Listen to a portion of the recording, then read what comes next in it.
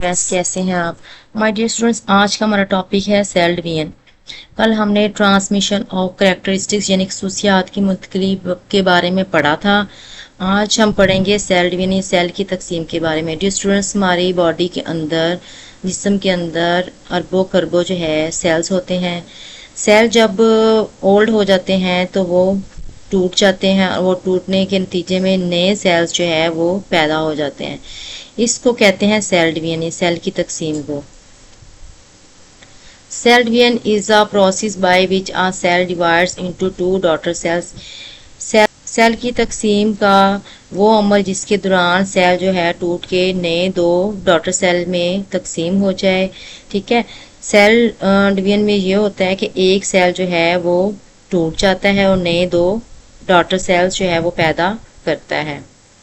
The cell which divides is called parent cell. वो cell जो कि तकसीम होगा यानी जो टूट जाएगा, ख़त्म हो जाएगा, उसे हम कहेंगे parent cell. The cells which are produced as a result of cell division are called daughter cells. यानी और वो सेल जो कि सेल की तकसीम के नतीजे में पैदा होंगे, नए सेल्स होंगे, उसे हम कहेंगे डॉटर सेल्स और उर्दू में कहेंगे दुख्तर सेल। पेरेंट सेल को उर्दू में कहते हैं आबाई सेल।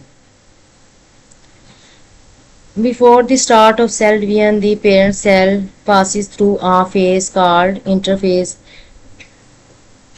सेल की तकसीम से पहले सेल जो है वो एक ऐसी स्टेज से गुजरता है, एक ऐसे मरहले से गुजरता है जिसे इंटरफेस कहते हैं। Before a cell divides, each of its chromosomes is made of a single chromatid. Dear students, हमने क्रोमोसोम की साख्त जब पढ़ी थी तो मैंने आपको बताया था क्रोमोसोम्स के जो बाजुओं को क्या कहते हैं, क्रोमेटिड। अब इस स्टेज पे यानी इंटरफेस की स्टेज पे क्या होता है, वो क्रोमोसोम सिंगल जो है क्रोमेटिड बना लेता है। ड्यूरिंग इंटरफेस दी क्रोमोसोम्स डुप्लीकेट।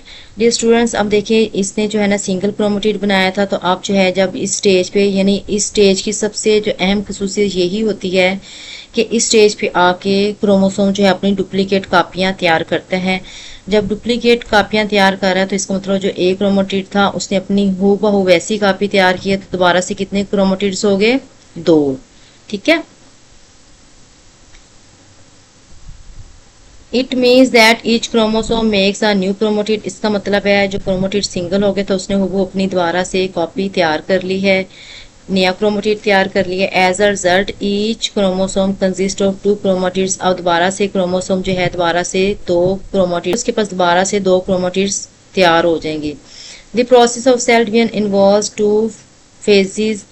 अच्छा, सेल डिवीजन का जो अमल है वो दो मरलों से गुजरता है। वो कौन से हैं, nuclear division and cytokinesis division. Nuclear division क्या होती है, न्यूक्लियस की तकसीम को कहते हैं। डियर स्टूडेंट्स, जब सेल तकसीम होगा तो उसके जितने भी हिस्से हैं सेल के अंदर वो सब के सब तकसीम होके नए दुख्तर सेल्स के अंदर ट्रांसफर हो जाते हैं। इस तरह न्यूक्लियस भी वो तकसीम होगा, उसे हम कहेंगे nuclear division. Is the division of nucleus. ठीक है। न्यूक्लियस की तकसीम को क्या कहते हैं, nuclear division, which is followed by cytokinesis. ठीक है। न्यूक्लियस की डिवीजन जो होती है न्यूक्लियस की तकसीम को कहते हैं। उसके बाद जो है साइटोकाइनेसिस का अमल शुरू होता है। साइटोकाइनेसिस क्या है, cytokinesis is the division of cytoplasm. उसके बाद जो है साइटोप्लाज्म जो होता है वो जेलिनुमा मादा होता है सेल के अंदर, वो भी तकसीम हो जाता है। Cell division is of two types. Cell division की दो तरह की किस्में हैं, which are called mitosis and meiosis. ठीक है डियर स्टूडेंट्स, उम्मीद है आपको लेक्चर की समझ आ गई होगी। कल इंशाल्लाह नए लेक्चर के साथ मुलाकात होगी। दुआ में याद रखिएगा और चैनल को सब्सक्राइब करना मत भूलिएगा। अल्लाह हाफिज़।